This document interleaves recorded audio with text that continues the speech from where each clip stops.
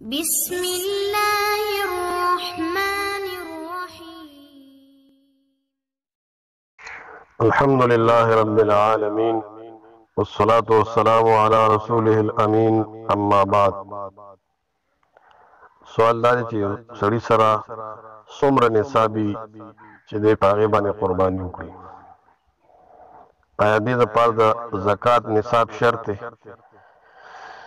نو دې دپاره د زکات نصاب شرط نه دی. څوک چې دا وایي نو دا قول کمزوری دی. زکات جدا شی دی، قرباني جدا شی دی.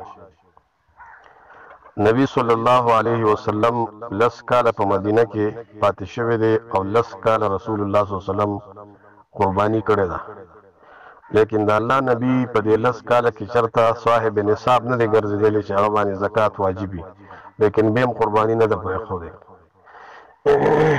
ځکه رسول الله صلی الله علیه وسلم مال جمع کړی نه دی او زکات خو په هغه مال باندې چې کال پې تېر شي. نبی صلی الله علیه وسلم ته چې کم مال او پیسې راغلي دي د هغې د الله لار کې تقسیم کړي دي او مستحقینو ته یې ورکړي دي، ځان سره نه دي ایښودی.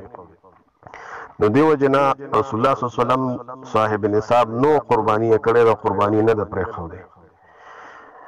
دارنګې نبی صلی الله علیه وسلم فرمایي من وجد ساعتا، ابن ماجه کې په سند حسن سره دا روایت راځي، من وجد ساعتا، کم انسان چې د قربانۍ ساعه او طاقت مونده کوي او قرباني ونه کړي نو زمونږه مصلا او عیدګاه ته دې نه حاضري. دا امر د تاکید دپاره ځکه قرباني سنت موقت ده.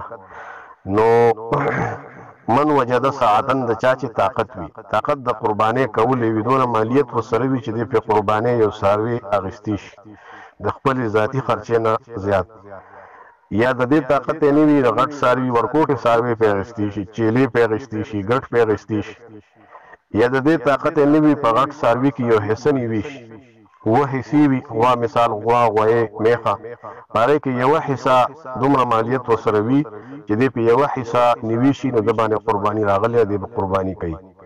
نور دې لپاره د زکات نصاب د سرو د سپینو دا شرط نه دی، لکه دا بعضې خلک وایي، فقهای احناف وایي، خو دا خبرې د هغې کمزوري دي، په دې هغې سره هېڅ دلیل